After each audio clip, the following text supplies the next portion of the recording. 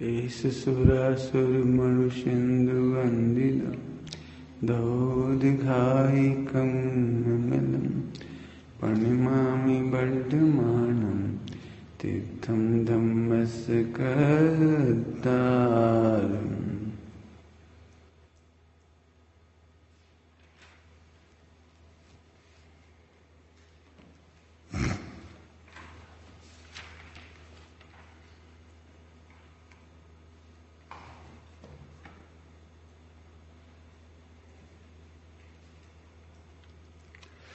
Page number 10। पहले गाथा पढ़ते थोड़ा सा। वृद्ध जनतीय पुत्र बंधु वर्ग से ले अनुमति, वीर दर्शन ज्ञान तब चारित्र अंगीकार, रूप कुल वैवान गुणमय श्रमण जन को इष्ट जो, ऐसे गणी को नमन करके शरण ले अनुग्रहित। अभी पहली गाथा की ही टीका चल रही है, दूसरी गाथा की टीका बाद में प्रारंभ होगी। Page number 10।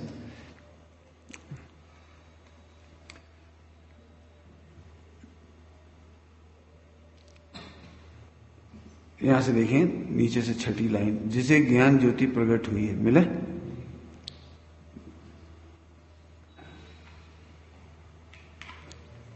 ऐसा ये आत्मा आज अपने आत्मा रूपी अनादि जन्य के पास जा रहा है।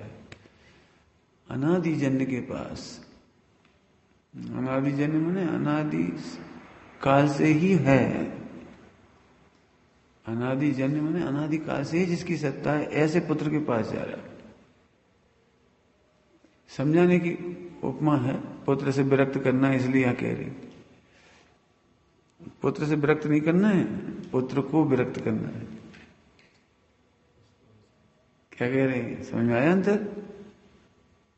पुत्र को विरक्त नहीं करना है, पुत्र से विरक्त नहीं होना, वो तो विरक्त ही है।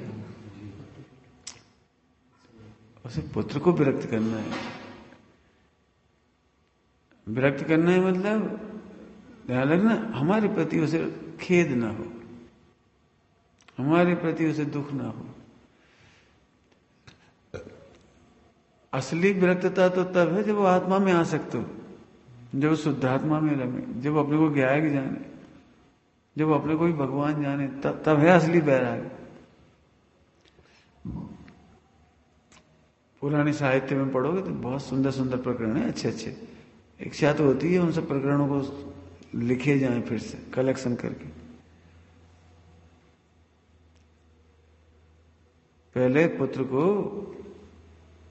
जैन धर्म की परंपरा बता रहे, जैन शासन की परंपरा, भारतीय परंपरा भी थी पहले तो, लेकिन अपन जैन समाज की परंपरा कहें फिलहाल, भारतीय परंपरा थी। मुगल काल के बाद ही परंपरा बदल गई। मुगल काल के बाद परंपरा आई, पुत्र को राज्य तब मिलता था या तो पिता को मार डाले या भाइयों को मार डाले या फिर पिता के मरने का इंतजार करे। ये जैन शासन में आप पढ़ के देखो, पुराण पढ़ के देखो, अपने पिता को पुत्र को राज तिलक करके दीक्षा लेकर के चले जाते थे। हमारे यहाँ भारत में विद्यार्थी जीवन पर निबंध है, सभी ने पढ़ा होगा विद्यार्थी जीवन पर निबंध, नहीं पढ़ा? पढ़ा ही होगा, सबने पढ़ा होगा। उसकी एक विशेषता है जो पूरे वर्ल्ड में कहीं नहीं पढ़ाई जाती, वो भारत में पढ़ाया जाता है, विद्यार्थी जीवन। उसमें बताया जाता है मनुष्य के जीवन को 4 भागों में बांटा गया। पहले आश्रम का नाम है ब्रह्मचर्य आश्रम, पढ़ा होगा विद्यार्थी जीवन। मनुष्य के जीवन को 4 भागों में बांटा, पहला है ब्रह्मचर्य आश्रम।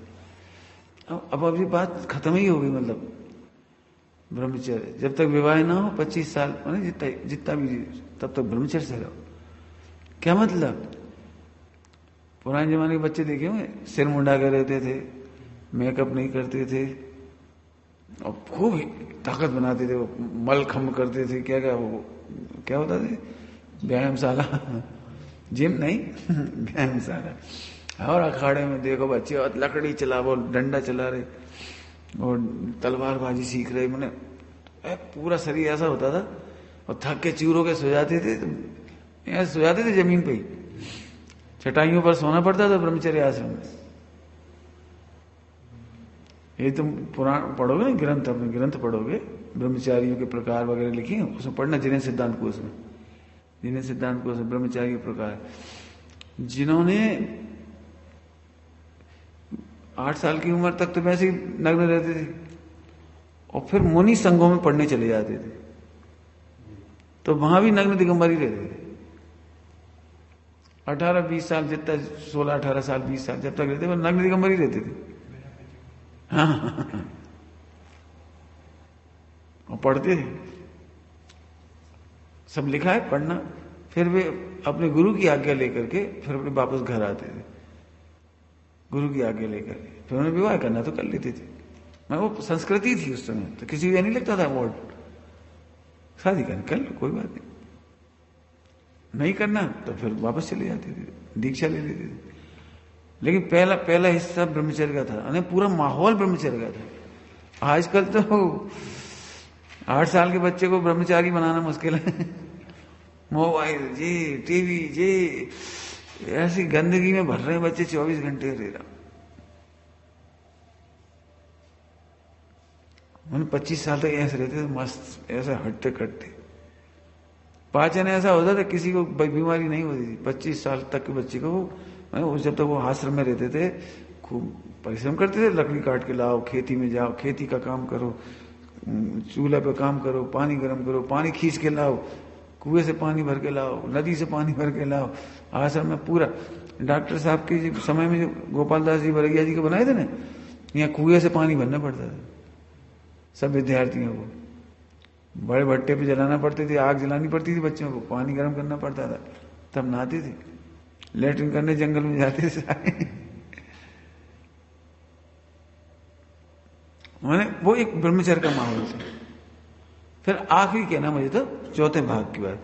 चौथे भाग में जब 3/4 पीरियड चला जाता था लाइफ का, लगभग कोई पहले भी जा सकता, कोई थोड़े लेट भी जा सकता, लेकिन उसमें लिखा है आपके विद्यार्थी जीवन में, वानप्रस्थाश्रम,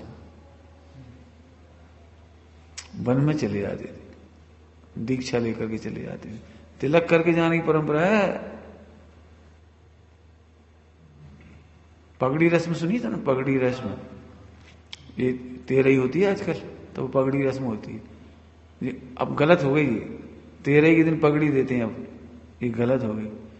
पहले अपने सामने अपने बेटे को एक सब समूह भोज करते थे, समूह भोज सारी समाज को इकट्ठा करते थे, सारे रिश्तेदारों को इकट्ठा करते थे और अपने जीते जी उसे पगड़ी पहना देते थे। राजा तो ऐसा करता था, राज्य देता था, और श्रावक अपने बेटे को बिठा करके सबके सामने जैसा सहयोग आज तक आपने हमें किया है, जैसा विश्वास आपने हम पर दिखाया है, अब हमारे पुत्र पर दिखाना। ऐसा ही सहयोग करके इसे करते रहना। जो बड़े बुजुर्ग होते थे ना, उनसे नाम ले करके हम आपसे विनय करते, अब हमारे अभाव में आप ही इसकी छत्र हो। ऐसी कहानियां लिखना चाहते हैं, आप इसकी रक्षा करना। बेटा सदा इनके चरणों में नतमस्तक रहना, कोई बात बिना पूछे मत करना। ये बड़े हमारे प्रतिष्ठित व्यक्ति है, तुम्हारा महाभाग्य है कि ये जीवित है। इनकी चरण शरण में रहना। एक एक को संबोधन करते थे, एक एक को संबोधन, जैसे ये संबोधन कर रहे हैं ना, ये दीक्षा का संबोधन है, ये परंपरा है, ये परंपरा है। पूरा बता के जाते थे उसको भी, बेटे तुम्हें हम पगड़ी दे रहे का मतलब समझ में आया? हम बेटे पंडित साहब की भाषा सुना रहे, पंडित साहब की भाषा, बेटा इन्हें हमारी याद ना आ पाए। समझे क्या क्या क्या मतलब होता है इसका? इन्हें हमारी याद ना आ पाए हैं? देखो बेटा, हम नहीं होंगे, कल ही दान लेने आए मंदिर के काम के लिए, किसी काम के लिए, संस्था के लिए दान लेने आए, और तुमने 100 रुपये पकड़ा दिए, 200 रुपये पकड़ा दिए, 1000 रुपये पकड़ा दिए, तो झट कहेंगे जब छोटे लाल थे तब बात अलग थी। उन्होंने याद आ जाएगी हमारी। अभी तक जैसी दान की संस्कृति रही उसी प्रकार चलाते रहना। दीन दुखी गरीबों को ऐसा ना लगे हटो, अरे क्या ऐसा बेटा है। पिताजी होते थे तो कभी खाली हाथ नहीं लौटाए, भूखे को खाली नहीं जाने दिया। अरे इस घर का पुण्य छीन हो गया। आप किसी को खाली हाथ लौटाते हैं ना, खाली हाथ लौटाते हो तो आपका पुण्य छीन होता है। क्यों? वो बद्दुआ दे के जाता है। अरे और नहीं तो भैया खुश रहो भैया, जब भी वहां से निकलेगा जी बहुत सज्जन है भैया, जी घर बहुत अच्छा है, जी परिवार बहुत अच्छा है, धन्य भैया ये परिवार, कभी हमें आज तक खाली हाथ नहीं जाने दिया। समझ गए अंतर? इन्हें हमारी भिखारियों को हमारी याद ना आ पाए। जैसे अभी तक हमने रिश्तेदारी निभाई है वैसे ही निभाते रहे ना, इन्हें हमारी याद ना आ पाए। अरे अब जब से बेटों के हाथ में आया भैया, जब से ढंग से आते ही नहीं, पूछते ही नहीं। पिताजी थे तो बढ़िया आना जाना था, रिश्तेदारी थी।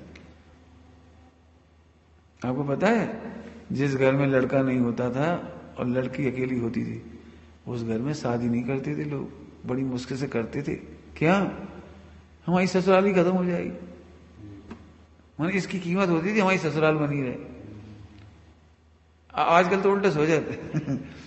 जिस घर में लड़का ना हो, एक ही लड़की हो तो वहां से शादी करा दो, बोल का बस ससुराल खत्म, अपना घर बन जाए।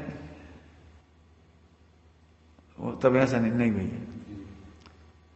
दुख और संकट में अब हमारे 2 घर हो गए। कभी हमारी तकलीफ आई तो ये घर है, कभी इसको तकलीफ हुई तो हमारा घर है। मैंने दूरदृष्टि थी ये सब। आज सब क्या कहें, अनाथ की तरह घूम रहे हैं, जिन्हें तुम कहते हैं फ्रैंक लाइफ, मस्त जीवन, खाओ पियो ऐश करो, होटल में खाओ, चाहे जिसके साथ दोस्ती करो, चाहे जिसको छोड़ दो। शादी करने की आज की तारीख में वैल्यू नहीं बची। जैन समाज में थोड़ी बहुत बची हो तो बची हो, बाकी अन्य समाज में तो वैल्यू नहीं बची। क्या है क्या है, रहना रहो 1 साल 2 साल ही छोड़ दो, छुट्टी, ऐसी हालत है। अब इस संस्कृति की पार्ट इसलिए हम पढ़ा रहे तुम्हारे सामने, कहीं कम से कम सुन ही लो कम से कम। कल जरूरत पड़ेगी तुम प्रवचन करोगे तो कह तो सकोगे ये हमने ऐसा सुना था। और इसलिए हम कह रहे साहित्य पढ़ो। आप मेरी जीवन गाथा पढ़ो, गणेश प्रसाद जी पंडित जी ने कितने घर बचाए, क्या लेना देना था उन्होंने। पढ़ो कितने परिवारों की रक्षा की उन्होंने, कितनी लड़कियों की रक्षा की है। मेहनत करते थे पहले। नेतृत्व इसका नाम था, लीडरशिप इसका नाम नहीं था। लड़ाई के लाजे आगे और संगठन के लिए पीछे। मैंने अब संस्थाएं इस काम में हैं, हमारी सुनो दादागिरी, हम कोई की नहीं सुनेंगे, मरो चाहे जियो। अब पढ़ के देखना मेरी जीवन का, तो पढ़ने जैसी बात है। अपनी ताकत लगा करके भी समाज की रक्षा करती थी, परिवार की रक्षा करती थी। एक घटना छपी है उसमें, एक धोबी था, या कोई हिंदू परिवार था, धोबी यानी ऐसी हल्की जाति की समझ लो, धोबी कोई परिवार थे, गांव के परिवार, छोटे छोटे गांव बुंदेलखंड के। सो कोई ऐसी घटना घटी तो पति ने गुस्से में आके कह दिया, तू उस मुसलमान के साथ चली जा। और रात में लड़ाई हुई। वो भी इतनी रोज तंग आ गई, से वो उठ के सही में चली गई उसके घर। उनके नौकर था या कोई था मुसलमान, सो उनके चली गई, उनके घर रही। अब ये बात उन्हें लाला जी को खबर पड़ी, नगर के जैन समाज के मुख्य ट्रस्टी को। अजयन की घटना है, अजयन की। तो उन्हें ये सोचा हमें क्या लेने, वे दौड़े दौड़े गए उसके घर पहुंचे। क्या करोगे तुमने, जी क्या किया तुमने? उसे समझाया, बड़ी मुश्किल से समझाया। चली गई। अब क्या करें, तुम तैयार हो रखने हो? हाँ, तुम तैयार हो रखने? हम जा रहे। उसके घर गए, उसको बुलाया, उसे समझाए घंटों। बोली मेरी जिंदगी नरक कर दी है, रोज रोज मैं ताने देता रहता है, मुसलमान क्या चली जाए, मुसलमान क्या चली जाए। हम परेशान हो गए। वो मुसलमान बहुत सज्जन था, और उसने उसके सील की रक्षा की। मैंने कोई बोले, लेकिन मैं तैयार हूं, लेकिन मैं नहीं जाऊंगी। अब मैं लौटने तैयार हूं, लेकिन नहीं जाऊंगी। बोले क्यों? अब उस घर में मेरी प्रतिष्ठा नहीं रहेगी, समाज में सब मुझे कहेंगे, कोई मेरे हाथ का पानी नहीं पिएगा, कोई मेरे हाथ का खाना नहीं खाएगा, मैं कैसे चली जाऊं उस समाज में। जब वो इतनी सोच थी, पति भी तैयार, पत्नी भी तैयार, लेकिन बोले अब समाज हमारा बहिष्कार करेगी। भले ही हम सीलबंद हैं, मुसलमान ने कुछ नहीं किया हमारे साथ, लेकिन अब सारी समाज, हिंदू समाज हमारा बायकाट करेगी, हम नहीं जा पाएंगे। फिर पूरे समाज की पंचायत जोड़ी। अब इन दोनों को एक तरफ करा, दोनों को राजी करने, पूरे समाज की पंचायत जोड़ी रातों रात। बोलो भाई क्या करना है? सब नाराज, नहीं अब भ्रष्ट हो गई, वो मुसलमान क्या चली गई, अब वापस नहीं आ सकती। उन्होंने कहा तुम समझ रहे हो, कल से एक एक लड़की करके भागने लगेगी, परंपरा चल जाएगी, और दूसरी ऐसी होंगी, फिर तीसरी होंगी, चौथी होंगी, ये संस्कृति बन जाएगी। मुसलमान जरा कुछ करेंगे फिर तो अपना पूरा समाज हिंदू नष्ट हो जाएंगे, हमारी रक्षा करेगा कौन? बहुत बड़ा भाषण है, पढ़ना उसमें। आखिरकार उन्होंने कहा ठीक है, तो उनको हिंदुओं के अनुसार गंगा जली वंगा जली कर, और फिर उसी लड़की के हाथों से, माने जो महिला थी उसके हाथों से पेड़े मंगाए गए बाजार से, पेड़े मंगा के उसके हाथ में दिए। सबसे पहला पेड़ा उनने खाया, उसके हाथ का दिया पानी पिया, और सारे समाज को मिलाया उन्होंने। तब वो महिला उस घर में आई। मैं इसलिए कहता हूं, ये 100 साल, 150 साल, 200 साल पुरानी बायोग्राफी पढ़ो, क्या इतिहास था, क्या संस्कृति थी। हमें तो रात को खा लिया, क्या हो गया? मुझे इतना दुख लगता है, कोई मोबाइल में देख लिया, क्या हो गया, ये क्या हो गया? अरे क्या हो गया? यही तो तुम्हारी सत्यानाशी है। तुमने तीर्थंकरों के कुल में जन्म लिया है, कोई बेश्या के लिए जन्म नहीं लिया, किसी व्यभिचारी के जन्म नहीं लिया तुमने। क्या देख रहे, क्या सोच रहे, क्या खा रहे है, चल रही जिंदगी। तब तो ऐसी मैंने इतना बुरा माहौल है, लड़की को भरोसा नहीं, हम क्या रहेगा। लड़के को भी पता नहीं रिश्ते निभेंगे कि नहीं, रिश्ते की कीमत ही खत्म हो गई है। जो लड़का माँ बाप को नहीं गिनता, जो लड़का भाई को नहीं गिनता, वो का बीवी को गिनेगा, का भैया को गिनेगा, का हो गया। और समाज तो बिल्कुल इस समय बुरी हालत है। अब बोलो बेटी, तुम लोगों को हम क्यों पढ़ा रहे इतनी सारी बात? हम किसके भरोसे ट्रस्ट सौंपेंगे, किसको मंदिर सौंपेंगे, किसको जिनवाणी सौंपेंगे, किसको गुरुदेव सौंपेंगे? जो अब इतने फॉल्स हो लाइफ में, इतने कैरेक्टर डाउन होंगे तो कैसे सौंपेंगे? हाँ वो सब चलता, खाओ खाओ खाओ, अरे चलो समझ गए हमारे करुणा का मतलब? पंडित साहब की करुणा का मतलब, गुरुदेव की करुणा का मतलब। आज क्या कहूं, यदि भ्रष्ट होती हुई संस्कृति में जबरदस्त उपकार गुरुदेव ने किया है। आज आपके घरों में आलू नहीं आ रहे, इसमें गुरुदेव का बहुत बड़ा रोल है। आज रात्रि भोजन नहीं हो रहा है, ये जो हो रहा है ना, बहुत स्वाध्याय परंपरा चल गई, पंचकल्याण, उनके ढेरों काम हुए गुरुदेव के आने के बाद। यदि कोई वर्ल्ड रिकॉर्ड लिखवाने जाएगा ना, वर्ल्ड रिकॉर्ड, तो 25,000 आदमियों को निःशुल्क भोजन कराना और जमीन पे भोजन कराना, ये रिकॉर्ड जैसी बातें हैं। 2-2 साल बीत जाते थे, बेदी तैयार है, बेदी तैयार, और भगवान टेबल पे विराजमान, और 2 साल बीत गए, प्रतिष्ठा नहीं करा पा रहे 2 दिन की। ऐसी फूट होती थी घरों में, गांव में। एक गांव में 14 मंदिर, एक गांव में 14 मंदिर का क्या है, और कितनी सी समाज, और 14 मंदिर क्यों? इतना गोत्र और उसके लड़ाइयां थी आपस में।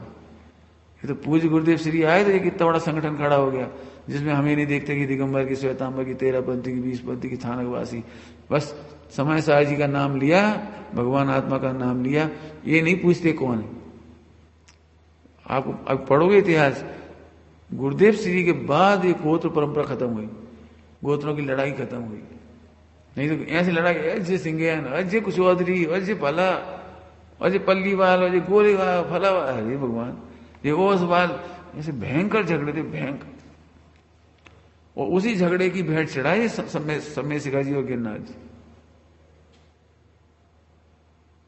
अरबों रुपए खर्च हुआ है जैन समाज का, श्वेतांबर दिगंबर का, अरबों, 70-70 लाख रुपए लगते हैं एक पेशी के इसके, और निष्कर्ष आना नहीं है और आएगा भी नहीं। अरबों रुपए खर्च हो गया इस पहाड़ के लिए, लेकिन मूछ का बाल बन रहा है बस। सोचो एक संस्कृति भ्रष्ट होती तो कितनी नुकसान होती। पुत्र इसलिए संबोधन कर रहे पुत्र को, बेटा ये संस्कृति बचा। पढ़ के देखना टोडरमल जी ने क्या लिखा है, यदि यश जीवित रहेगा तो हम ही जीवित रहेंगे।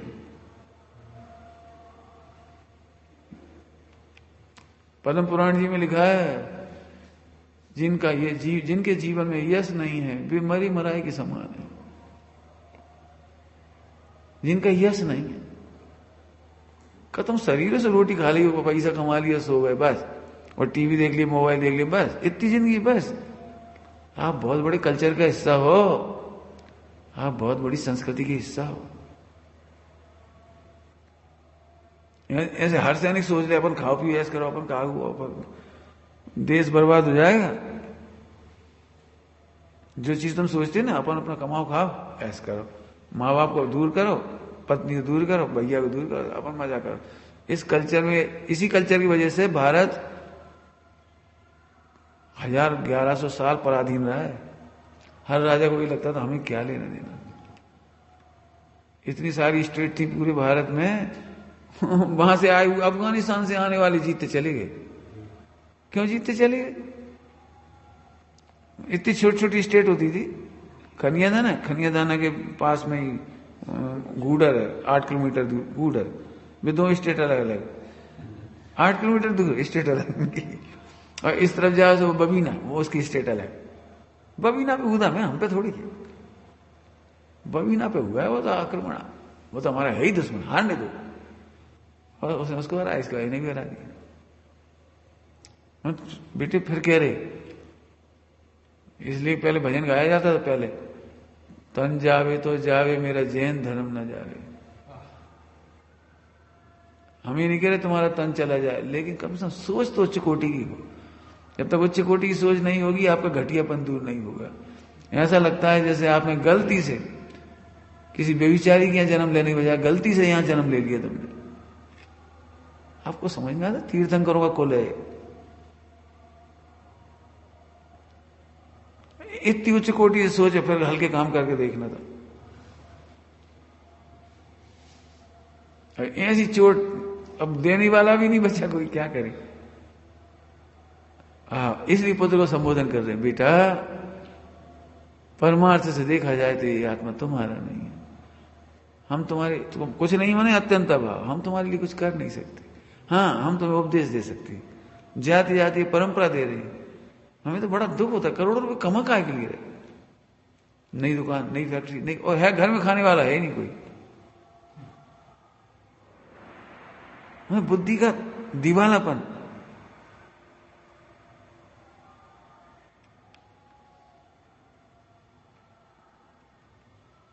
बहुत सोचना शांति से, ऐसी बहुत सारी बातें याद आएंगी मैं दूंगा तब। लेकिन आप पढ़िए, मैं फिर कहता हूं अच्छा साहित्य पढ़िए।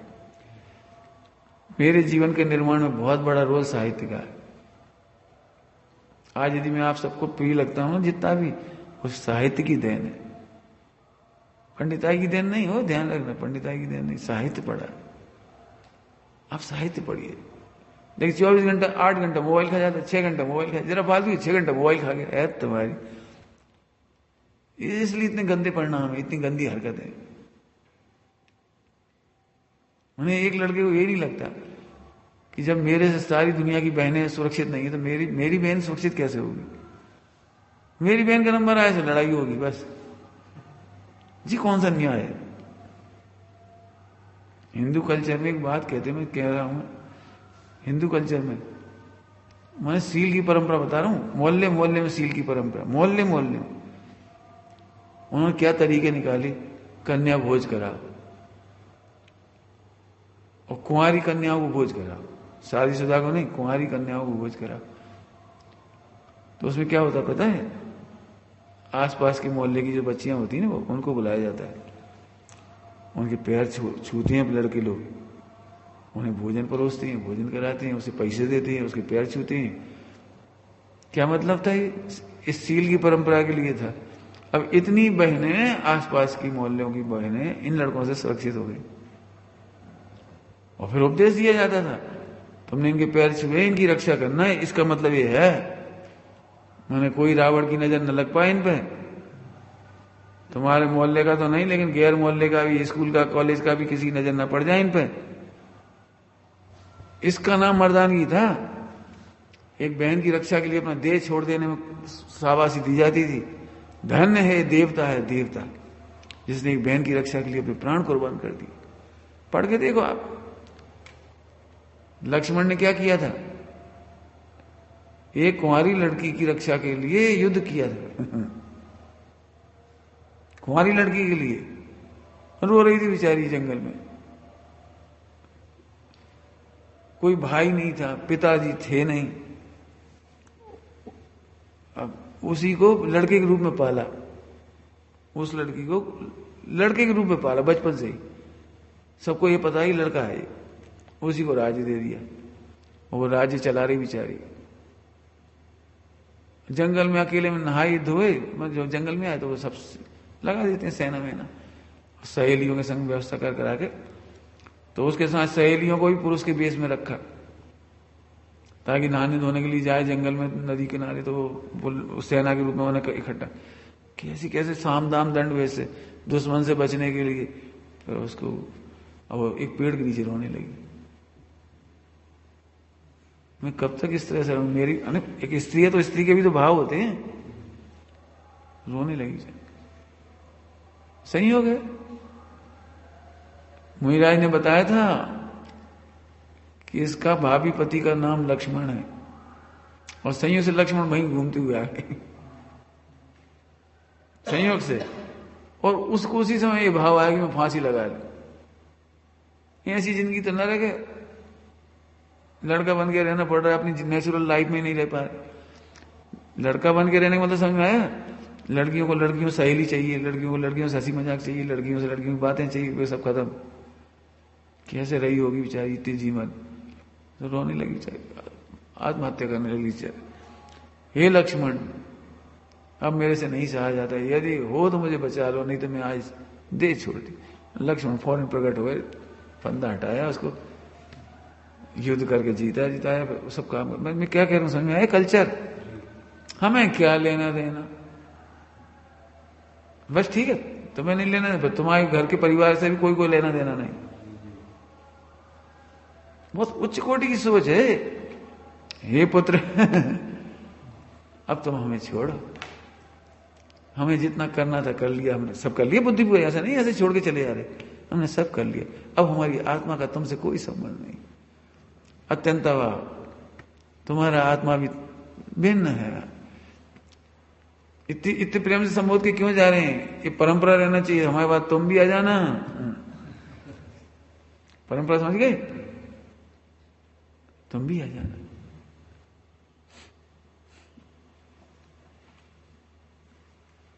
मदालसा की कहानी सुनिए। मदालसा उसकी 10-11 पुत्र हुए, किस्सो हुए, 7 जीते, मैंने बहुत, मेरे ख्याल ज्यादा थे वैसे, जो भी 7 हुए, समझ लो 7 हुए, चलो कोई बात नहीं। और 7 पुत्र हुए और 7 की दीक्षा लेके चले गए। अब राजा बोला एक तो हमें दे दो, राजी कौन करेगा? तो इस बार उसने 8वें पुत्र को जन्म से अलग कर दिया उसे। इसके संस्कार से वो दीक्षा लेके चला जाएगा, तो मां से हटा दिया उसे। अब सोचो उस मां को पाप का हो जाए, जन्म से अलग कर दिया। 20-22 साल तक अलग, बड़ा हो गया वो, बड़ा। अब युद्ध में जाना था उसको, युद्ध में जाना था। उस दिन उसने पिताजी से निवेदन किया कि आज तो मुझे अपने माता की चरण स्पर्श कर लेने दो। कैसी घटना होगी? 20-22 साल बेटे को, दूध पीते से बच्चे को अलग कर दिए। 20-22 साल बीत गए, युद्ध के लिए जा रहा था, तो पिताजी का ठीक है आज्ञा ले लो, कोई बात ठीक है, क्या करें। तो चरण स्पर्श करने गया। आप समझ सकते हो, मां सीता का तो आपने सुना है, लेकिन मां का क्या रोल होगा। मां ने फौरन एक तावीज बनाया, उस तावीज, एक चिट्ठी बनाई, चिट्ठी उसमें बंद कर दी और उसको रख दी। और कहा बेटा ये गले में बांध लो, यदि मृत्यु निकट आ जाए तो इसे खोल के पढ़ लेना, यदि पराजय हो तो इसे खोल के पढ़ लेना, ये आशीर्वाद है हमारा, बस भाई जाओ। तिलक कर दिया, जाओ। और सही में हारने लगा वो। अब ऐसा लगा तो मरने की नौबत, तो इसकी मां की याद आई, ताबीज खोल के देखा, चिट्ठी निकाली, बेटा तुमसे पहले तुम्हारे 7 बड़े भाई थे, वे मुनि दीक्षा लेकर जंगल में चले गए, यदि मृत्यु हो तो उससे पहले तुम भी जंगल पर दीक्षा ले लेना। ओ बच्चे ने जैसे ही पढ़ा हो, वहीं कैसलों से कपड़े उतार दिए। वो राजा जो जीता हुआ था वो नतमस्तक, ओ ले नतमस्तक, धन्य हो उस मां को, धन्य भैया, ये बालक वो धन्य है। अब ऐसे गौरवशाली इतिहास पढ़ो तो गौरव के विचार आएंगे, और नपुंसकों की बातें पढ़ोगे, गुंडों की बातें पढ़ोगे, कोई भी तुम्हें भाव आएगा। कहा कि मुझे ऐसा लग रहा है जैसे चारों तरफ गंदगी गटर बह रही हो, मोबाइलों में, पिक्चरों में, टीवी में, वेब सीरीज, हे पुत्र, ये आत्मा तुम्हारा नहीं है। क्यों संबोधन समझ गए? तुम भी चले आना। हमारे घर की पंडित साहब इतनी सुंदर भाषा बोलती हैं, घर में जन्म लेना मजबूरी है, लेकिन घर में मरना कलंक है। क्या कहा? घर में जन्म लेना मजबूरी है हमारी, हम तो कुछ नहीं कर सकते, जन्म हो गया, लेकिन घर में मरना तो कलंक है बेटे।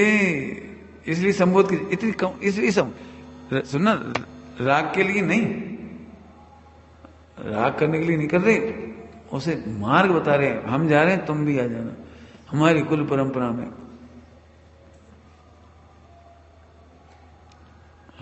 क्या कहें, हर पिता को अपने पुत्र को बढ़िया चिट्ठी लिखनी चाहिए। जैसे जिसने देखना, स्टीव जॉब्स ने चिट्ठी लिखी अपनी बच्ची के लिए, अब्राहम लिंकन ने लिखी, ऐसे हर माता पिता को चिट्ठी लिखना चाहिए।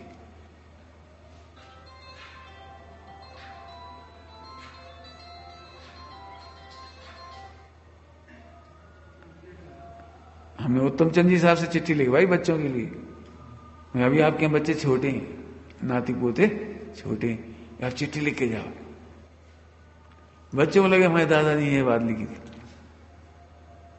बहुत सुंदर चिट्ठी लिखवाई उनके लिए। उत्तम चंद जी जब शांत हो रहे थे, चिट्ठी लिख के जाओ आप, आने वाले समय के लिए एक बहुत बड़ा दस्तावेज होता है। पवन जी अलीगढ़ की चिट्ठी पढ़ो, कितनी बढ़िया चिट्ठी लिखी उन्होंने अपने पुत्र के लिए। ये हम असल में हम अंदर नहीं जाते, हम ऊपर ऊपर तैरते रहते हैं। अंदर जाओ तो मजा समझ। मैं सच कहता हूं, एक भी परिणाम भ्रष्ट ना हो, सत्संग इसका नाम है। पुत्र, ये आत्मा, हमारे यहां आत्म कल्याण की संस्कृति है बेटा। किसी को हमारी याद नहीं आए। आज इतनी अच्छी घटना छपी अखबार में, इतनी बढ़िया घटना। प्राइमरी स्कूल के बच्चे धूप में बैठ करके दोपहर का भोजन करते थे। वो नहीं था सैड नहीं था, गांव का स्कूल, बाहर बैठ के बच्चे भोजन करते थे। वो गवर्नमेंट स्कूल था। वो शिक्षिका को दुख हुआ। अरे मुझे तो सच में इतना अच्छा लगा, मैं क्या बताऊं। धन्य हो नारी, उसने अपने पूरा जीपीएफ बीपीएफ क्या क्या उसका प्रोविडेंट फंड कटता है, 12 साल जितने साल की नौकरी होगी, उसने 12 लाख रुपए निकाल करके, पूरा पैसा निकाल करके और सेट लगवा दिया। 12 लाख रुपए में पक्का सेट डलवा दिया, पक्की। जो काम गवर्नमेंट को करना चाहिए था वो काम उसने किया। हाँ, इसका अब मैं सच कहता हूं, वो अजैन महिला है। अब सोचो जैनों की संस्कृति कैसी होगी, गुरुदेव ने क्या सिखाया होगा। आपको पता है गुरुदेव के साथ साथ कौन कौन अमर हुआ है, पर्दे के पीछे किस किस ने मेहनत की है। पढ़ो बेटे, फिर कहते हैं आप ढंग से सुनो इसको, इतिहास को। लोगों ने अपने घर बार की चिंता नहीं की, अपने व्यापार की चिंता नहीं की। गुरुदेव के सपोर्ट में आने वाले हर भाई को समाज में बहुत कष्ट दिए गए। रोटी बेटी की समस्या आती थी, बच्चों तक को निकाल दिए स्कूलों में से। पढ़ने नहीं जा सकते थे उनके बच्चे स्कूलों में। तेरह ही होती थी, तेरह अपने होती तेरह। समाज भोजन करने नहीं आई, मरने के बाद भोजन करने नहीं आई, 13 के दिन बैठने नहीं आए, मरने के बाद कोई जलाने नहीं गया।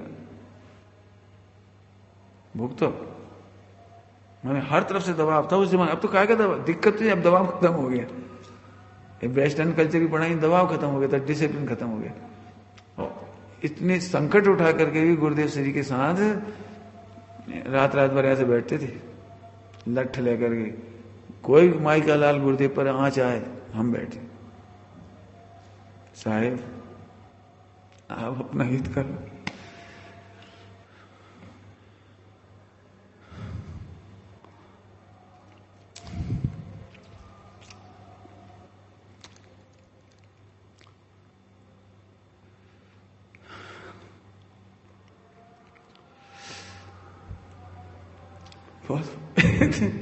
पढ़ो बेटे पढ़ो, क्या कहे कह सकते हो, उसे क्या कहे।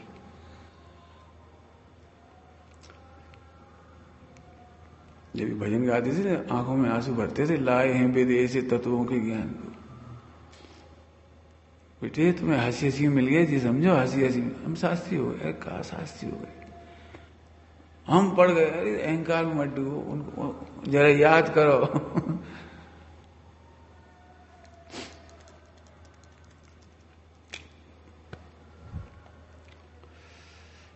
पढ़ो बेटे, तुम हंसी के समझते हो, सम्यक दर्शन हो जाए। ऐसे होता है सम्यक दर्शन। सम्यक दर्शन करना, गुरुदेव की स्टोरी सुनो।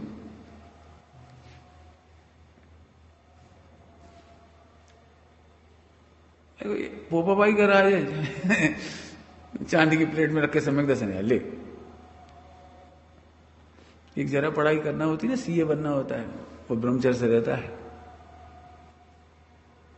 एक जरा सा इंजीनियर बनना हो, एमबीबीएस करना हो, टॉप 3rd क्लास की बात नहीं कर रहे। देखो कैसे पढ़ती है, देखो जाके, अभी देखे आओ जाके कैसे पढ़ती है। जी जान एक कर देती है, खाने पीने की होश नहीं रहती। और सम्यक दर्शन ऐसे ही हो जाए बस। गंदी हरकतें छोड़ो नहीं आओ, ऐसे छोड़ो नहीं आओ, वो कछु खा रहे कछु न मंदिर का ठिकाना, स्वाध्याय का ठिकाना। छठ हम लाड़ प्यार से कह रहे इसका लीजिए थोड़ी है, हंसी मजाक में समझो। मैंने हम इतनी सरलता से बता रहे, अब वो सरल है, अरे तुम्हें नहीं सरल। अभी एक शादी करना, लड़की के लिए पापड़ बेलता है लड़का, लड़का इतना पता लगाता है लड़की सिगरेट पसंद है, सिगरेट नहीं पीता। लड़का को ये पता लग जाए कि लड़की को, गर्लफ्रेंड को ये ड्रेस अच्छी लगती, ड्रेस नहीं पहनता। मैंने उसकी इच्छा जीतने के लिए, उसका दिल जीतने के लिए सब करने तैयार, और अपनी आत्मा को परमात्मा बनाने के लिए, सम्यक दर्शन करने के लिए कोई गरज नहीं है। आ गर्जीनो मार्ग छे मर्जीनो नहीं। कोई की पढ़ लो, सोगानी जी का जीवन चरित्र पढ़ लो, कोई का ही पढ़ लो, शांताबेन का पढ़ लो, चंपाबेन सिंह का पढ़ लो, कोई का पढ़ लो। मैंने बेटे क्या कहें, टोडरमल जी ने क्या लिखा है, चतुराई की बातें बनाता है। मैंने हम पंडिता इसलिए नहीं सिखाई चतुराई की बातें बनाओ। पुत्र कैसे हे पुत्र, इस देह का आत्मा, इस देह में रहने वाला आत्मा वो तुम्हारा किंचित मात्र भी नहीं है। और हर एक के साथ एक शब्द बड़ा बड़ा सुंदर शब्द है, वो क्या लिखा है, जिसे ज्ञान ज्योति प्रकट हुई है।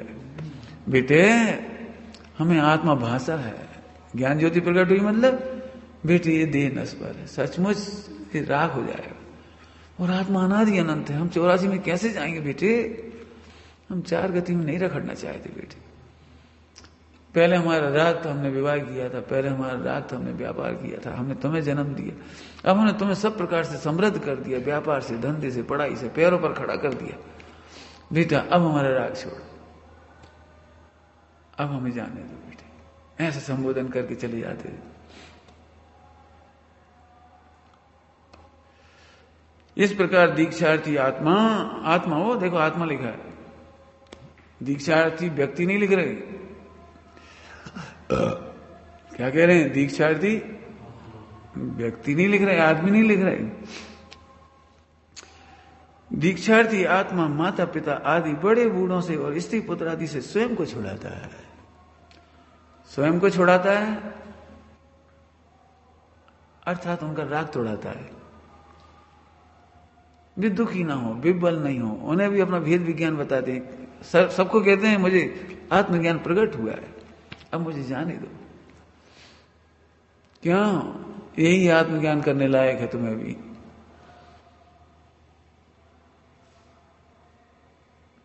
जिस प्रकार बंधु वर्ग से विदा ली और माता पिता स्त्री पुत्रादि से अपने को छुड़ाया, उसी प्रकार अब देखो, अब सम्यक ज्ञान की चर्चा पहले ली, ज्ञानाचार, दर्शनाचार, है ना, तो ज्ञानाचार की चर्चा। अहो भाषा देखो, अहो,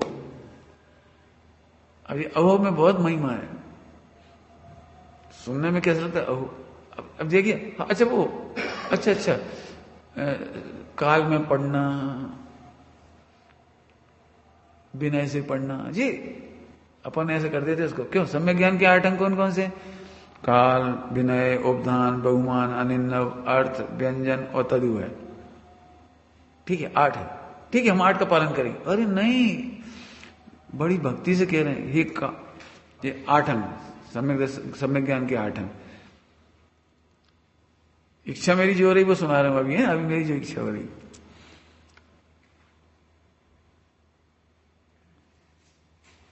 मैं नहीं जानता हूं, मैं गलत भी कह सकता हूं, इसलिए मैं क्षमा चाहूंगा, लेकिन इसमें मेरा जो भाव हो रहा है वो कह रहा हूं, मुझे जो सही भाषित हो रहा है वो कह रहा हूं, मैं ये कह रहा हूं। काल क्या है, ये सब व्यवहार की चर्चा है, ध्यान रखना। तो व्यवहार में एक तो वही है, योग्य काल में पढ़ना, वो है ना, सूतक पातक में नहीं पढ़ना, तारा टूटे तब नहीं पढ़ना, चंद्र ग्रहण में नहीं पढ़ना, सूर्य ग्रहण में नहीं पढ़ना, अकाल हो तो नहीं पढ़ना, ये ऐसे लगाया जाता है। ठीक है, मैं इसका निषेध नहीं करता, ठीक है, मैं इसमें से एक बहुत अच्छा अर्थ निकालता हूं, क्यों नहीं पढ़ना, क्यों नहीं पढ़ना। घर में मरण हो जाए तो नहीं पढ़ना, जिनवाणी नहीं पढ़ना चाहिए। ये सम्यक ज्ञान का अंग है। पॉइंट पकड़ना, सम्यक ज्ञान का अंग है। अरे जब किसी का मरण होता है तो आत्मा का अनुभव करना चाहिए। देखो ये देह पड़ी रही, आत्मा चली गई, कल ये भी चला जाएगा। अरे मिथ्या दृष्टि शोक संतप्त होता है और सम्यक ज्ञानी उदास होता है। बार बार उपयोग अंतर्मुख होता है।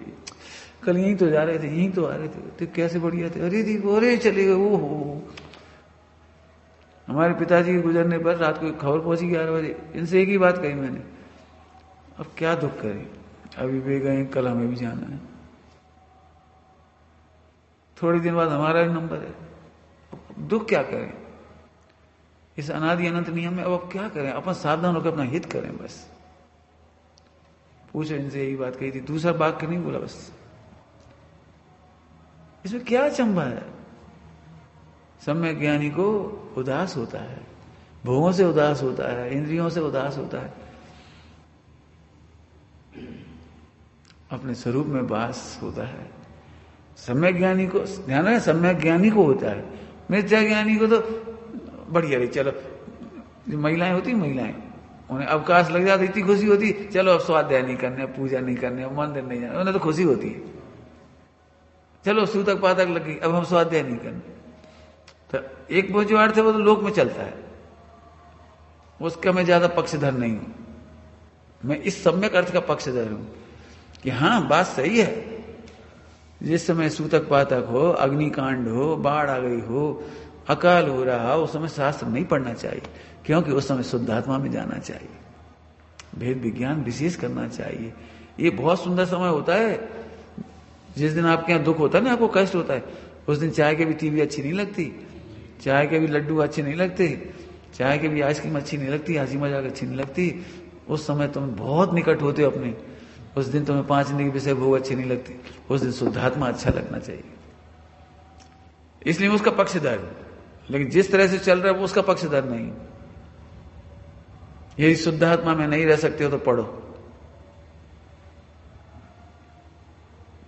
शुद्धात्मा में नहीं रह सकते हो तो भक्ति करो, भक्ति नहीं कर सकते हो चर्चा करो, दिमाग में जो कुछ याद हो उसे बोलो, पढ़ो, इससे कोई पाप नहीं लग जाएगा। एक लाइन बोलते हो, सुस्थित और दुस्थितो पिवा अपवित्रा पवित्रो वा। क्या मतलब निकला इसका? हाँ, पवित्र हो या पवित्र हो, ये लोकाचरण है। मैंने जो गंदा रोल चल रहा है ना, मैं उसका खिलाफ हूं। मैं सम्यक रोल के उसी व्यवहार में से सम्यक भी बताया आपको। सुनो, यदि ऐसा काल हो तो अंतर्मुख हो जाओ, और हो जाओगे, बहुत जल्दी हो जाओगे। मैं समाधि मंडल में संबोधने जाता हूं तो एक डायलॉग मेरा पक्का है, बहुत सारे हैं सर, लेकिन एक डायलॉग पक्का है, तुम्हारा बहुत पुण्य का उदय है, आज तुम्हें शरीर असार भाषित हो रहा है। ये 5 इंद्रिय के विषय भोग जिनमें तुम सुख मानते थे, आज तुम्हें असार भाषित हो रहा है। द्वादशांग का सार तुम्हें समझ में आ गया। एक आत्मा ही सार है। ऐसे मरण, ऐसा बुढ़ापा, ऐसा शरीर और ऐसी बीमारियां तुमने अनंत बार देखी हैं, कहीं तुमने एक बार शुद्धात्मा नहीं देखा। आज शुद्धात्मा देखो, इस वृद्धावस्था को सार्थक करो शुद्धात्मा देख करके, इस रोग के काल को, बीमारी के काल को सार्थक करो शुद्धात्मा देख करके। और दूसरा मेरा डायलॉग, हम मोक्ष पहुंचे उससे पहले तुम पहुंचना, आज के बाद किसी भाव में मत मिलना हमें,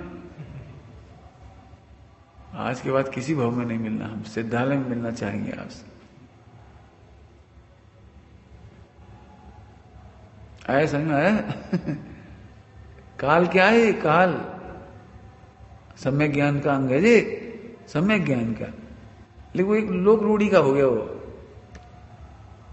ठीक है, वो भी चलेगा, उसे अपन नहीं रोक सकते।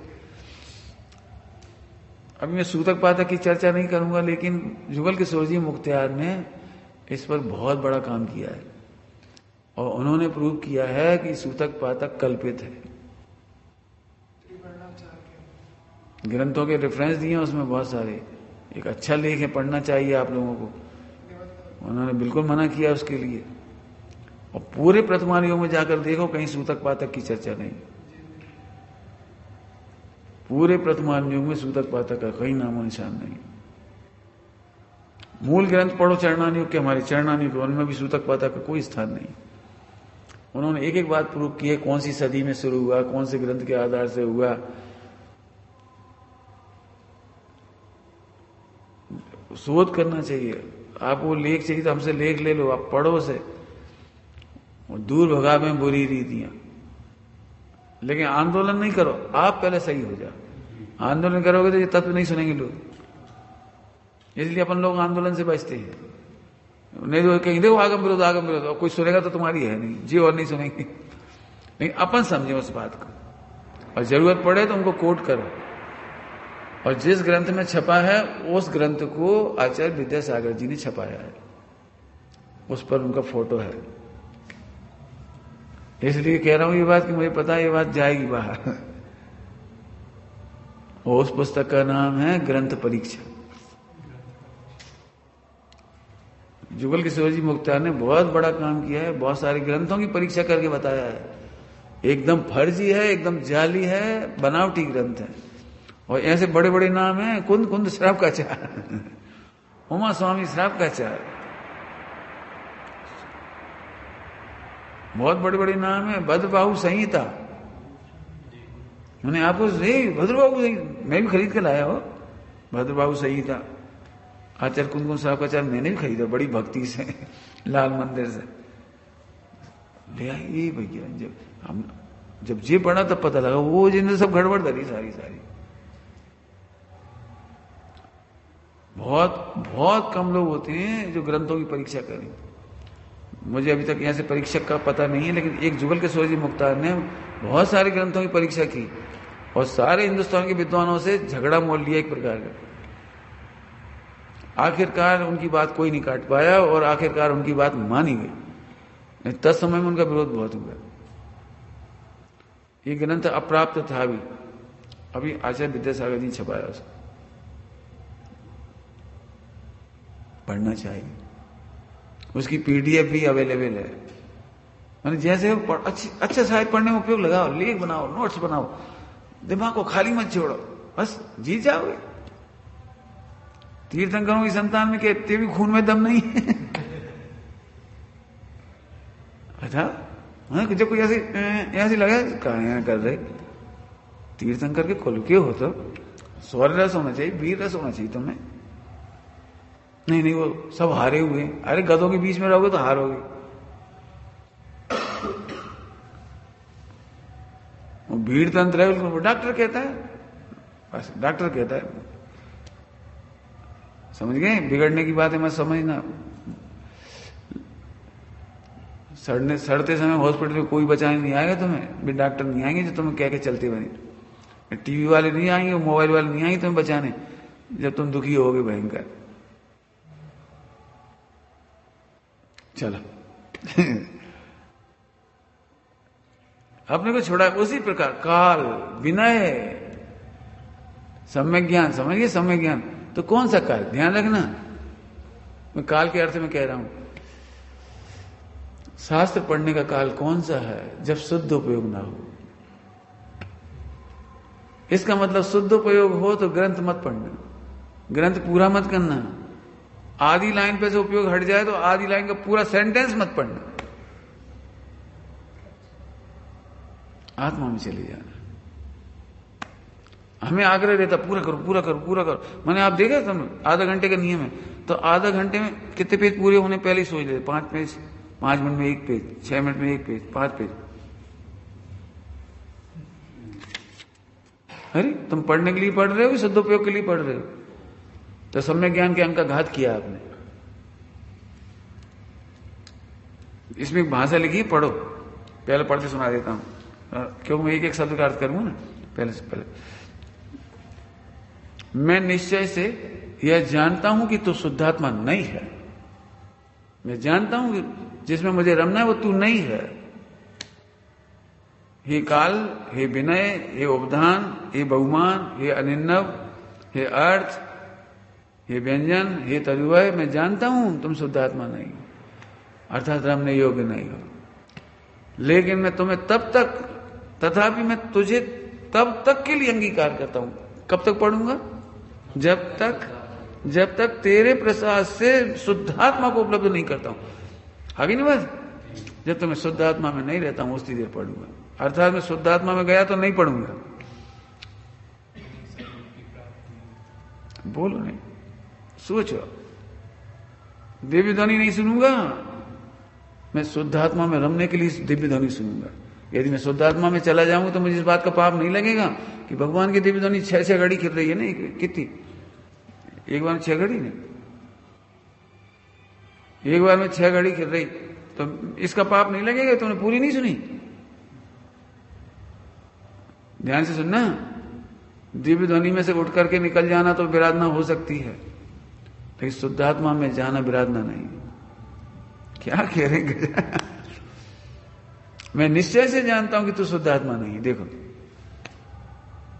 ये काल का समझ गए? योग्य काल में पढ़ना। योग्य काल मतलब सामायिक का काल ना हो, ध्यान का काल ना हो।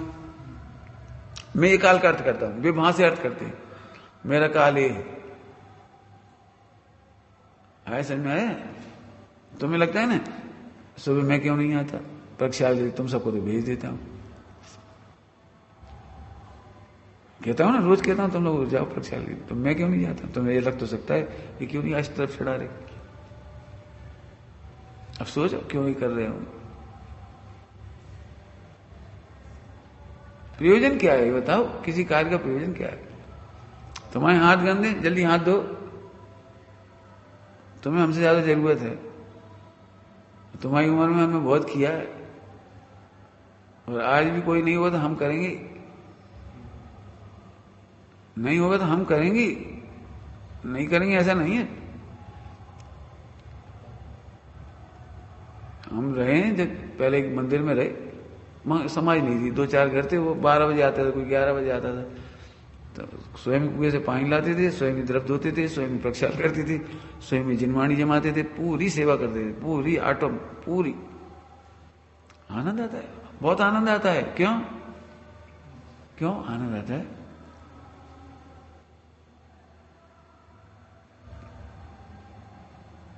अब समाज में नहीं है, हमारा पूरा काम A to Z हमें करना है। तुम लोग हो तो तुम करोगे, नहीं तो हम करेंगे। और प्रवचन नहीं करेंगे 2 घंटा, खूब पूजा करेंगे आराम से, खूब बैठेंगे आराम से, हमें क्यों दिक्कत है? इसीलिए तो मैं कहता हूँ मैं अकेले में बोर नहीं होता। कोई नहीं होगा तो मेरा ये काम बढ़ जाएगा। 2 घंटा प्रवचन नहीं होगा, जैसे कोई नहीं होगा तो बढ़िया पूजा प्रक्षाल करेंगे, बढ़िया पानी लाएंगे, आप द्रव्य दोगे, सारे भगवान प्रक्षाल करेंगे, पर आराम जाएगी, भोजन बनाए खाएंगे, स्वाध्याय करेंगे, दिन पूरा हो गया। लेकिन हमें दिन पूरा नहीं करना है, प्रयोजन पूरा करना है।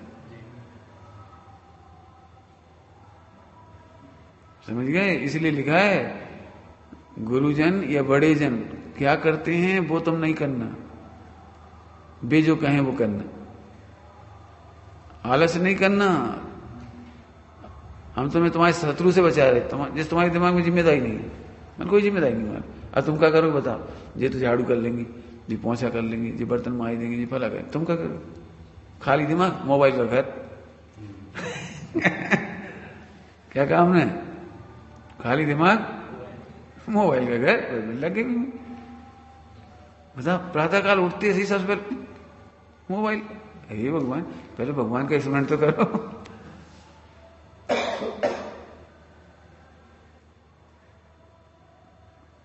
ये प्रतिज्ञाबद्ध हो बेटे। देखो, हम तुम लोगों से इसलिए इतनी प्रेम से कह रहे हैं, गुरुदेव का जीवन, तत्वज्ञान, आचार्य कुन स्वामी का तत्वज्ञान।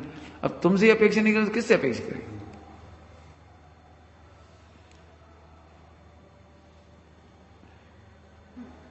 जब मेरे से कोई कहता है ना हम काम विकार नहीं जीत पा रहे, मैंने कहा अनंत नहीं, सर्व विकार जीतने की सामर्थ्य वाला कह रहा है, एक विकार नहीं जीत पा रहे। जब मुझसे कोई कहता है मैं कहता हूं सर्व विकार वो जीतने में समर्थ भगवान, और एक विकार के सामने हार रहे। जबरन नहीं सरेंडर हो रहे, जबरन नहीं, केवल अज्ञान है और कुछ नहीं है। भगवान बन नहीं सकती है। एक भाई बोले सब सुमत थोड़ी हो जाएंगे, हम चाहते भी नहीं तुम सुमत बनो, हम ये कह रहे सब भगवान हो, भगवान बनो। भगवान बनने की शक्ति जी क्या छोटी सी बात बोलती है, इतनी छोटी बात बोलती हो। भगवान बनने तैयार हो, मुनि बनने तैयार नहीं, ब्रह्मचारी बनने तैयार नहीं, अरे सदाचारी बनने तैयार नहीं। आज की भाषा में हम सदाचारी कह रहे हैं, हम नहीं कह रहे ब्रह्मचारी। ब्रह्मचारी तो बहुत बढ़िया चीज है, बहुत अच्छी क्वालिटी की चीज है, लेकिन सदाचारी तो बनो। दिक्कत है बदनाम लोगों के बीच में रहते हैं, तो उन्हें बदनाम की कीमत नहीं है, तुम्हें भी लगता है कोई क्या कर लेगा।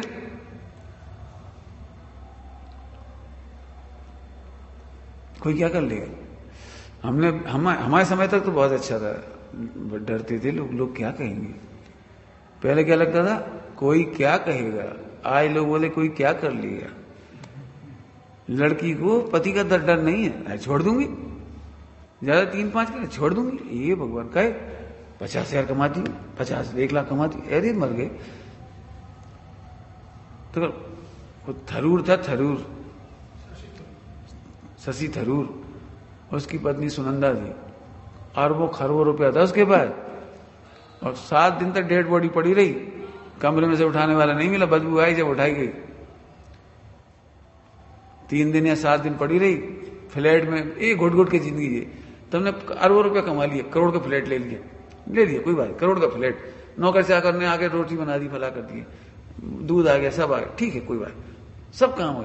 लेकिन अंदर का दुख कौन बांटेगा। घर में माँ नहीं, पिता नहीं, सास नहीं, ससुर नहीं, भैया नहीं, ननद नहीं, सब में लात मार दी तुमने।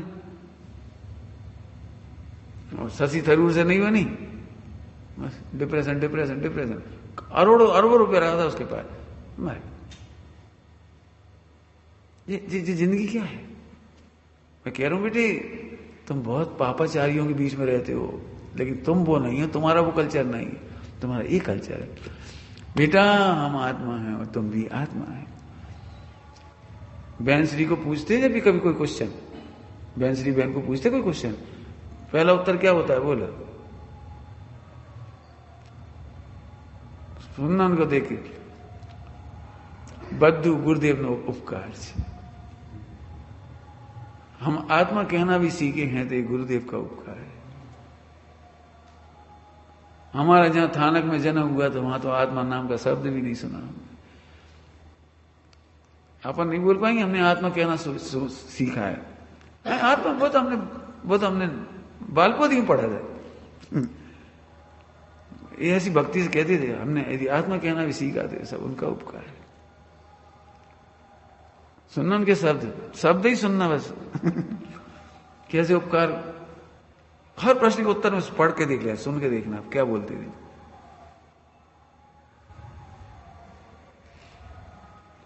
अच्छे लोगों के बीच में रहो, परिणाम अच्छे होंगे, पक्की बात है। क्या कह रहे देखो, ये तू शुद्धात्मा है, मैं भी शुद्धात्मा, बेटे तुम भी हित में लगना। हे काल समझिए, काल का अर्थ क्या कर रही है। अभी हमें ये डर लगता है, हम प्रवचन सुनते समय सम्यक दर्शन कैसे करें। सही बताना, कोई प्रवचन के बीच सम्यक दर्शन करना चाहे नहीं साहब, कोई बात निकलना चाहे, कोई बात निकल जाने दे, बात उपयोग अंदर चले जाने दे। बात कीमती नहीं है, आत्मा कीमती है। सब हम पॉइंट भूल जाएंगे, फिर पॉइंट, अरे पॉइंट का क्या करो, अचार डालो वो पॉइंट को। नहीं हम ऐसा इसलिए सुनते हैं, वो लिख लेंगे, रटा जाएंगे, हम सुनाने लगेंगे बस।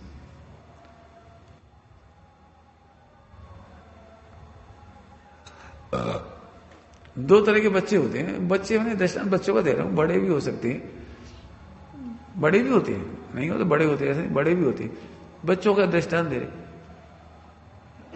बेटा ये रसगुल्ला है, लो खा लो चीजें, कितनी सरल विधि है बढ़िया आनंद लेने की, लो खा लो।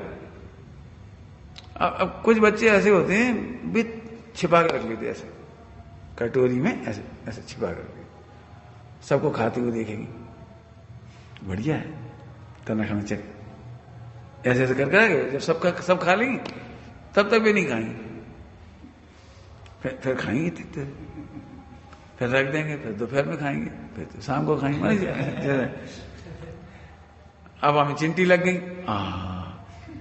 फिर ऐसा हो गया, फिर वैसा हो गया, फिर कोई और खा गया, हमारा कौन ने खाओ, अब मर भी तैयार, लड़ भी मर भी तैयार। ऐसे तुम्हें दिया क्या के लिए था,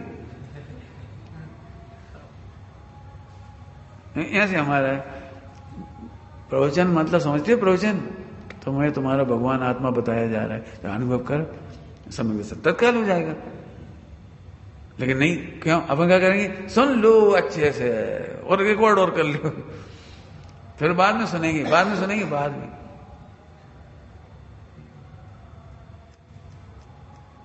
एक काल का घात हो रहा है इसमें, विनय का घात हो रहा है। अब हम यदि एक अर्थ करें तो बहुत हो गया। विनय, अब इसका अर्थ पहले एक बार कर चुके थे, थोड़े दिन पहले विनय का शब्द आया था, तो वहीं से ले लेना, अभी इसको रिपीट नहीं करेंगे। विनय अर्थात तुम्हारा उपयोग आत्मा में जाना, इसका नाम विनय है।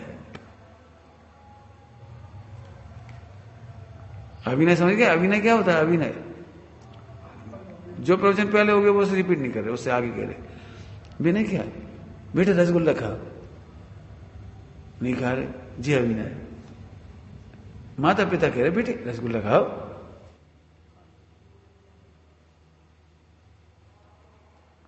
जी अभिनय है। समझ में आ रहा है? इतने से ही समझ लेना बस, आत्मा का अनुभव नहीं करना ये अभिनय है। तो विनय किसका नाम है? सम्यक ज्ञान। धन्य है वो सम्यक ज्ञान जो ज्ञायक में जाता है, ये विनय है। उपधान, बहुमान, अनिन्नव, पढ़ना इनके अर्थ बहुत अच्छे हैं। हमें तो, मेरी तो इच्छा ऐसी हो रही 2-4 घंटा फिर बैठना पड़ेगा इन पर, एक शब्द के अर्थ पे बोलना पड़ेगा, निश्चय तक जाना पड़ेगा। क्यों? तू आत्मा नहीं, निश्चय से तू शुद्ध आत्मा नहीं। देखो अर्थात यहां लीन नहीं होना है। सुनो, हमें शुद्ध आत्मा में लीन होते हैं। अब क्या मतलब? अनिन्नव का क्या मतलब? अपने गुरु का नाम छिपाने वाला शुद्ध आत्मा में लीन नहीं हो सकता। उपकारी का उपकार नहीं मानने वाला शुद्ध आत्मा में लीन नहीं हो सकता। वो षड्यंत्र करेगा। नहीं, ये मैंने अर्थ निकाला, मैंने गुरु से नहीं सुना, मुझे तो कोई पढ़ाने वाले ही नहीं मिले, मैं नहीं पढ़ा। वो घुमाएगा। अपन एक झूठ बोलते हैं ना, शुद्ध आत्मा से दूर चली जाती। अनिन्नव समझ गए? मैं छिपाना नहीं, अपने गुरु का नाम नहीं छिपाना। जहां गुरु का मैंने बड़े जन, उपकारी का उपकार नहीं भुलाना। साधु न विस्मरंती, बड़े जनों का उपकार नहीं भूल जाते।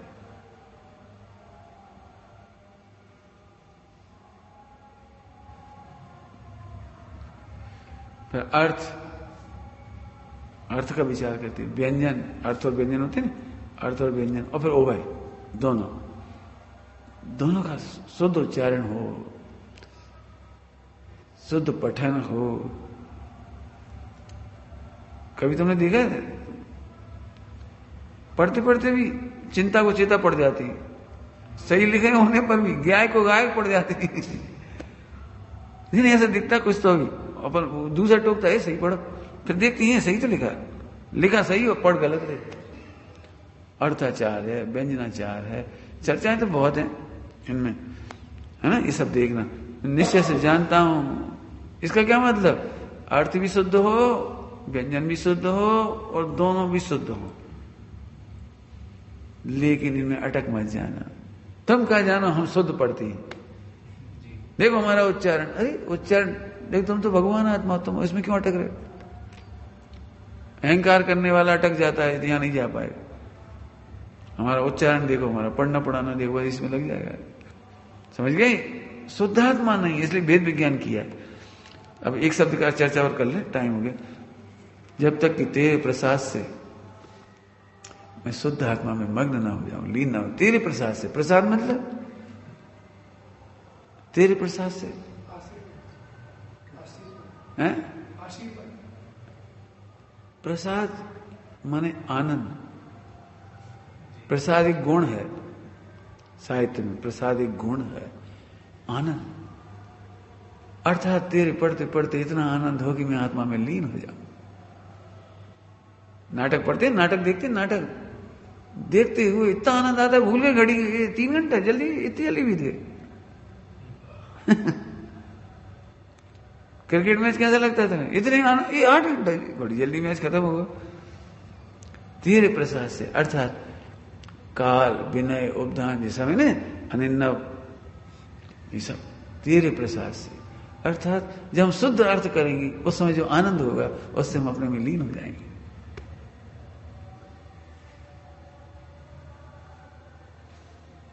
व्यंजनाचार, अर्थ और व्यंजन होते ना, सब पढ़ लेना विस्तार से, तत्पर सूत्र में देख लेना कि सबकी मीनिंग दी है, सब बढ़िया से। हमारा मतलब इस तरह से उसके अर्थ करना बस। हम लोग क्या करते हैं, वो रट लिए तो इतने खुश होते, ओ मेरे 50 ग्रंथ याद है। तो 50 कैसे ढोर हो, 50 ग्रंथ याद है जी, कोई काम की बात है? काम की बात तो है हम शुद्धात्मा में रमणते।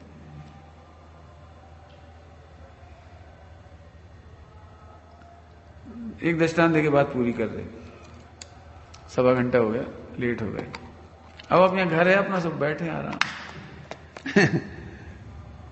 समझ आया? एक दृष्टांत है, खराब दृष्टांत है, कल्चर के विरुद्ध है, लेकिन दे रहे। अच्छा भी दे सकते हैं, लेकिन तुम्हें समझ में नहीं आता, इसलिए हम तुम्हारा खराब दृष्टांत दे रहे।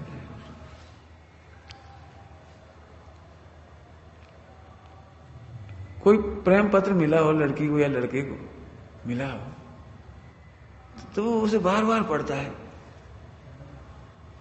तो शब्द तो भाई बार बार क्यों पढ़ता है? यदि उसे अपन पूछ भी लें चिट्ठी में क्या लिखा है, सब बता देगा वो, और बड़े चहक के बताएगा, और फिर उसने ऐसा लिखा, फिर उसने ऐसा लिखा, और ऐसा लिखा, ऐसे चहक चहक के। एक्चुअली वो उस प्रेम में डूब जाना चाहता है, खो जाना चाहता है। इसलिए पत्र तो एक पढ़ना बहाना है, रुमाल तो एक बहाना है। मान जो गिफ्ट विफ्ट कोई चीज होती है वो तो एक बहाना, उसे देखता है, अब उसमें कहा देख कपड़ा है, ले जो कपड़ा ले ले। अब जो कपड़ा में थोड़ी बोली चिंदा हुए है, उसको जो गिफ्ट मिली है उधर से, कोई पत्र मिला है, मैं तो इतना देर से दृष्टांत, एक लड़की थी, दृष्टांत है झूठा, एकदम सरासर झूठा, 100% झूठा दृष्टांत दे रहे। एक लड़की को एक लड़का अच्छा लगा, खराब दृष्टांत हम पहले का। सो एक पेड़ के नीचे इतना सा टुकड़ा पड़ा था कागज का, और मिला ही नहीं उसे कुछ, बिल्कुल इतना सा टुकड़ा मिला, और कुछ इंदौर सिटी में कागज मिलते नहीं कहीं लेकिन इतना सा टुकड़ा पड़ा था, एक इतना। तो उसने अब इतनी से टुकड़ा पे 3 अक्षर लिखे ILU, और उसकी ऐसे कर दी, ऐसे गोली नहीं, और लड़का बैठा था उसके ऊपर ऐसे मार के चली गई। अब वो लगी, जब भी कोई लगेगी वो गिरेगी तो देखोगे, और फिर देखो को, तो समझ गए वो लड़की। तो उसने वो कागज उठाया और उसे खोला। अब क्या हुआ जी, है सम्यक दर्शन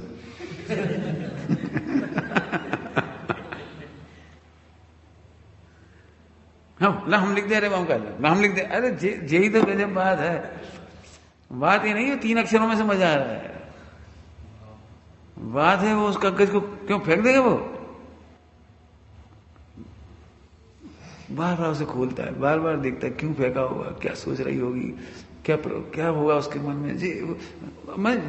वो तो 3 अक्षर थोड़ी पढ़ना, उसे 3 अक्षर तो लेके हर कहीं मिल जाएंगे। उसको तो ऐसे ही आचार्य कुंकुल स्वामी की वाणी हम काल से, विनय से, उपधान से, अनिन्नव से पढ़ पढ़ करके प्रसाद हो जाए, प्रसाद समझ गए, वो शुद्ध आत्मा में डूबते चले गए। सब तक पढ़ेंगे जब तक हम,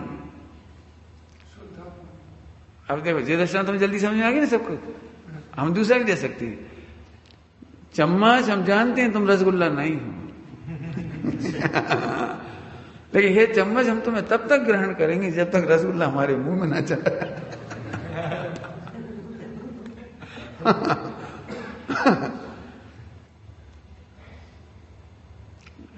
ये सम्यक ज्ञान के 8 अंगों हम तुम्हारी बड़ी विनय से, भक्ति से, हम गुरुओं का नाम नहीं छिपाएंगे क्योंकि हमें शुद्धात्मा मिला है।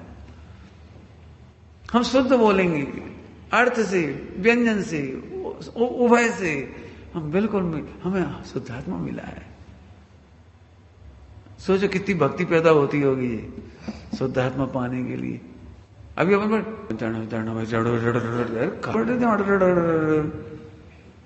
मैं शुद्ध अर्थ भी नहीं बोल पा रहे, अर्थाचार भी नहीं कर पा रहे, व्यंजनाचार नहीं कर पा रहे, उभयाचार नहीं कर पा रहे। जो अपने माता पिता का नाम छिपाता है उसे कहा सम्यक दर्शन होगा। हमारे माता पिता का उपकार है, जन्म करके छोड़ दिया। अच्छा, जो गुरुजनों का निंदन करता है, उपकार भुलाता है, उसे सम्यक दर्शन नहीं होता। समझ गए? जिनसे तुम लिखा है 2 अक्षर का भी ज्ञान देते हैं, वे गढ़ जैसा उपकार करते हैं। 2 अक्षर का भी ज्ञान लिखा है। कभी नहीं सोचना, पाठशाला में जिन्होंने आपको संस्कार दिए, बचपन में नमोकार मन सिखाया, उनका बड़ा उपकार है। पाठशाला पढ़ाने वालों को हम बहुत वात्सल्य करते हैं। क्यों? यदि उन्होंने नहीं पढ़ाया होता तो हमारे सामने कहां से आते? हम कभी ऐसे नहीं, कुछ नहीं पढ़ा पाते जी, का प्रवचन करेंगे जी, कुछ नहीं कर। अरे वे तो गांव में तैयार कर रहे हैं। हम तो गए एक दिन और प्रवचन कर आए। गांव में तैयार कौन नहीं करे? उन्हीं ने तो किए। हम तो खूब लाड़ प्यार करेंगे, उन्हें क्यों नहीं करेंगे? नहीं मैं और जी कैसे नहीं, जी तो गलत बात है। गुरुओं का नाम मत छिपाओ, बड़े जनों का नाम मत छिपाओ। ये अहंकार है, हम जान गए, हम ही सीख गए, हम ही करो। ऐसी माता पिता सबको लगा लेना। इस सम्यक ज्ञान के 8 अंगों से चम्मच की तरह जब तक हमें शुद्ध आत्मा नहीं मिल जाएगा, इससे हम ग्रहण करेंगे। अपन मालूम कैसे करते हैं? चम्मच ली और मुंह में आ ही नहीं पाओ, रसगुल्ला पहले पटक दो। मैंने पढ़ा और छोड़ छाड़ दिया। हम बहुत दिन से पढ़ रहे, कभी भाव ही नहीं। हम तो 50 साल हुए, 25 साल हुए, खूब सुनी, गुरुदेव को भी सुनो, कछ नहीं करो, होना भी नहीं चाहिए। जो चम्मच से लेके रसगुल्ला यहां से फेंका जाए क्यों? कब टेस्ट आएगा रसगुल्ले का? तेरे प्रसाद से, देखो भाषा देखो, तेरे प्रसाद से। अहो काल, अहो विनय, अहो उपधान, अहो निन्नव अनिन्नव, तुम्हारे प्रसाद से हम जब तक शुद्धात्मा को प्राप्त नहीं कर ले, तब तक तुम्हें अंगीकार करते। मुनि दशा अनंत काल के लिए अंगीकार नहीं करेंगे, अभी नीचे आएगा। मुनि दशा अनंत काल के लिए अंगीकार नहीं करेंगे हम, जब तक शुद्धात्मा में नहीं रम जाए, जब तक के लिए। ओम नमः शिवाय। चलिए।